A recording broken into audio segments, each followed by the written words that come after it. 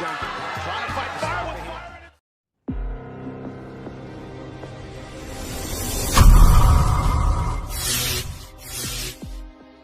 Maraming ang mga Pinoy ngayon mga idol ang gumagawa ng pangalan sa mundo ng boxing at isa na nga dito ang isang batang undefeated ngayon at lintik magpatulog ng kalaban. Kumanana ng 11 panalo at ang lahat ng ito'y mga nagsihalik sa lona. Ang tubong Sambuanga at tinaguri ang triggerman ng Philippine boxing na si Weljon Mindoro. Nakasalukuyang rank number 1 sa Pilipinas sa super welterweight division. Mahigit isang taon nga pong nabakante ang ating bida ngayon noong 2021 at ang naging sunod na laban nito ay noong April 9, 2022 kontra nga po kay Jerwin Mejes. Bagamat nabakante ang ating bida ay hindi nito pinatagal ang laban at pinabagsak agad ang kalabang si Mejes sa loob lamang ng kulang-kulang 1 minuto sa unang round pa lang ng kanilang sagupaan. Isang solidong body shot ang binitawan ng ating pambato na talaga namang ininda at hindi na nga ito nakatayo pa sa pamimilipit sa sakit ang kalabang si Mejes.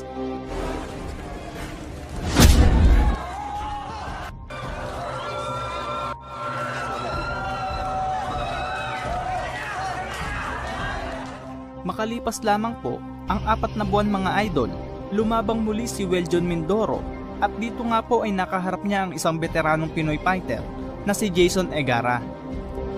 Bahagya namang tumagal ang laban mga idol, ngunit pagsapit ng pangatlong round ng laban ay dinanas na ni Jason Egarra ang bangis ng ating pambato na naging dahilan ng pagbagsak nito sa ibabaw ng lona.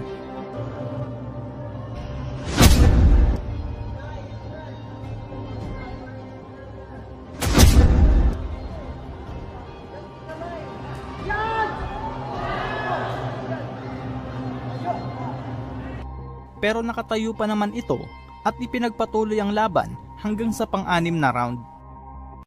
Dito nga mga idol ay tinapos na ng ating kababayan ang laban kung saan nayanig ang buong katawan ni Jason Egarra na siyang nagtulak sa referee para ipatigil ang laban.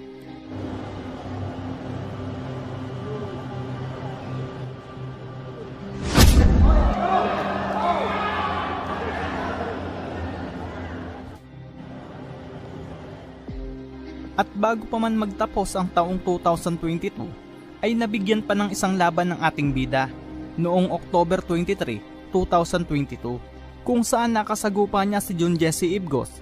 Sa laban na ito, malupitang galawan ang ipinakita ng ating bida.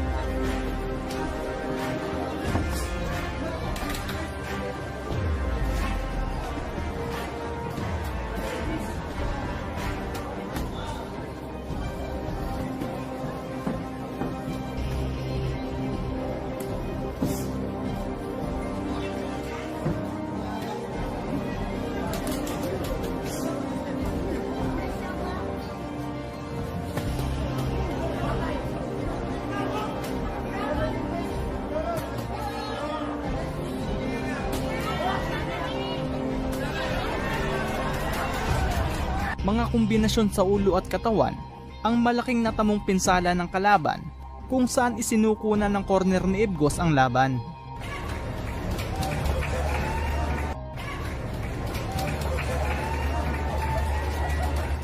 Sa pagpasok nga po ng taong 2023 mga idol, sa Sablayan Astrodome, nag-imbita ang Pinoy na mula sa Indonesia para makalaban ng ating kababayan. Ang Indonesian fighter na ito mga idol ay rank number 2 sa Indonesia at may kartadang 20 panalo. 6 dito ay tinapos via knockout, 25 talo at 4 na tabla ang dumayo sa ating bansa na si Willem Rake. Hindi man ganoong kaimpresibo ang resume ng Indonesian fighter na ito mga idol, ay siguradong may maibibigay naman itong magandang karanasan sa 23 anyos na ating kababayan. 37 anyos ang kalaban ng Pinoy, mas matanda ng 14 na taon sa ating bida. Kaya naman, kung karanasan lang, ay lamang ang Indonesian fighter na dumayo pa sa ating bansa.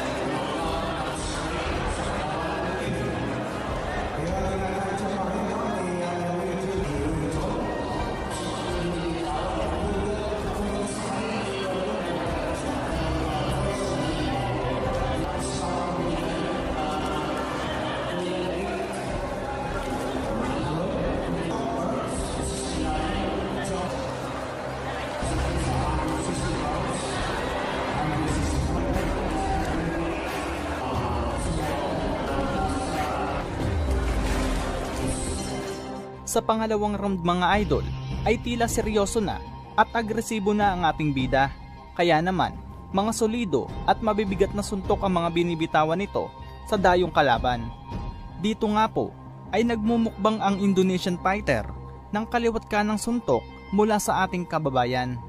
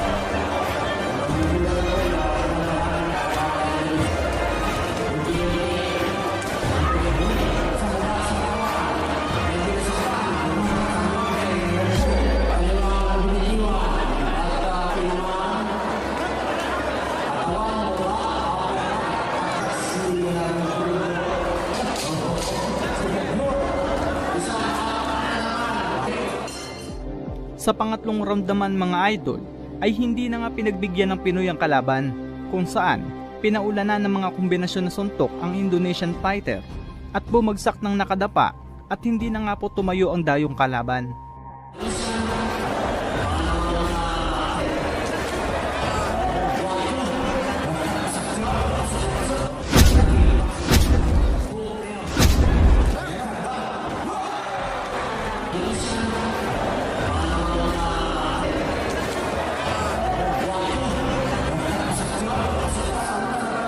At ang pinaka-latest fight nga po ng batang Pinoy na ito ay nito lamang July 28, 2023 sa Rizal, Laguna, kung saan binigyan nga po ng conditioning fight ang ating rank number 1 na pambato sa super welterweight division na si Weljon Triggerman Mindoro. Grabe talaga, 23 anyos pa nga lang ang batang ito ay malayo pa ang mararating. May malinis na kartadang 10 panalo at lahat ng 10 ito ay tinapos sa pamamagitan ng knockout at isang tabla.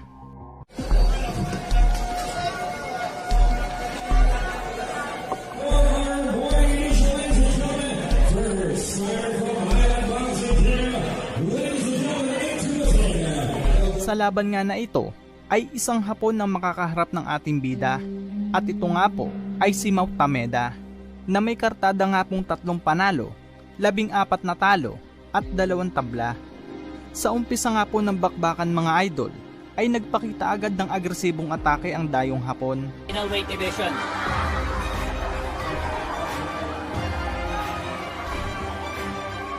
Final weight division.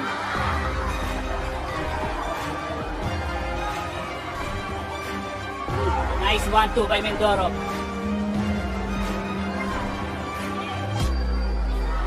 Ang walang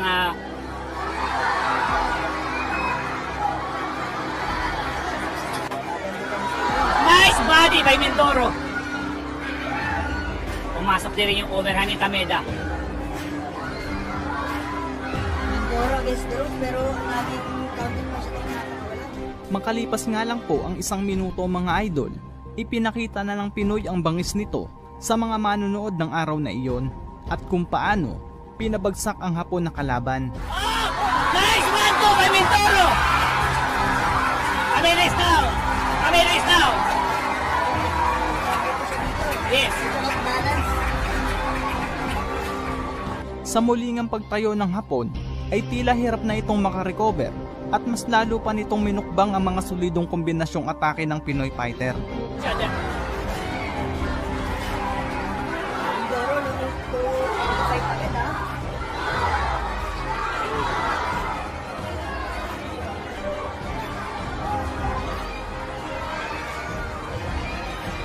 Nice body by Mindoro.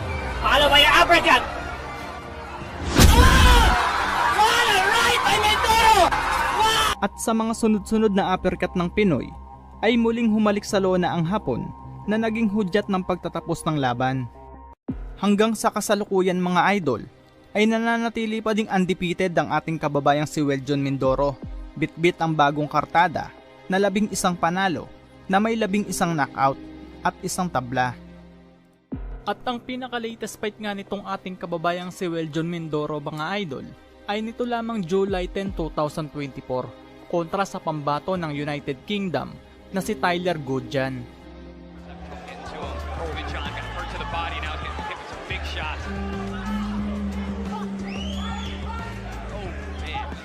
Goodjon's got to shoot in between these shots. He's got to take away some of the confidence of Mindoro. I think comfortable throwing hard. You got to throw it between those hard, big shots. That's what's hard with body shots. I feel like he's struggling from that body shot a few moments ago. I agree with you there, Jim. Trying to take a deep breath. He's the former boxing champ from the UK. He was returned to boxing and put on those gloves, man. It's a different world. It feels so much better than getting hit with a bare knuckle. Yeah, Jimmy, you said he's only 33. I was surprised to hear that he's been around for a very long time. You know, look at 2012, 2011. You know, a solid pro for a Oh, good shot. Nice uppercut. Jimmy, I got to be honest. That's a bare knuckle. Bare knuckles are punching. Once your head start hurting, you can't throw hard. These boxing gloves, people don't realize there's a cast in there. And 8 ounces of fight. Yeah, the basic business.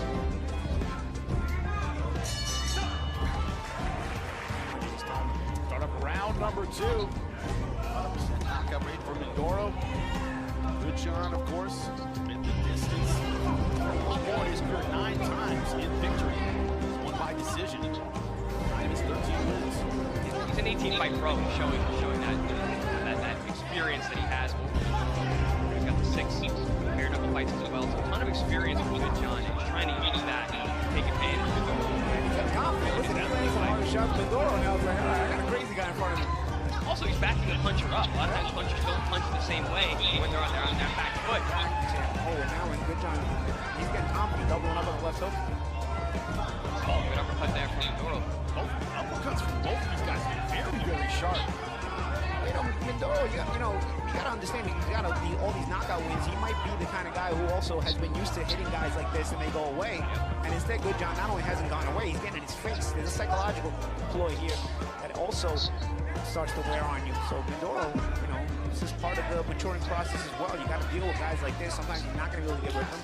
You're going to have to deal with them. Let's see if Mindoro is able to deal with Goodjon, who now is growing in some confidence. Greatest quotes I ever heard about boxing: when an intimidator fails to intimidate, he becomes intimidated. Goodjon is doing a great job putting tons of pressure, both mental and physical at this point.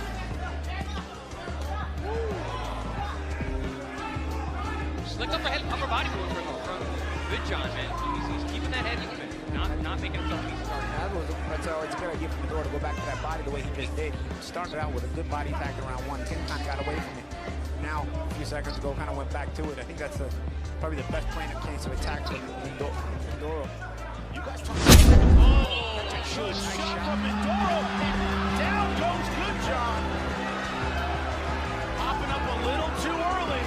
Goodjon has the 8 count. He should have taken his time to probably stay on one deal. Let's see if he holds. He probably should hold it. Being too tough for your own good. Goodjon getting into a firefight. Doesn't have his second knockdown of round number 2. He's going to take his time here. Let's see. I was going to say, going punch for punch with a puncher like Mindoro, not a good idea for Goodjon. Legs aren't under him. Could this be it? times do you have? You got 30 seconds, 25 seconds. Let's see if he's able to get out of the round. Clean shots. They have to hold you. Let's see if he holds. Nice shots too. The holding time. Punch in between. Getting off the heart of Good John. Sa ngayon mga kabusing, maraming salamat po.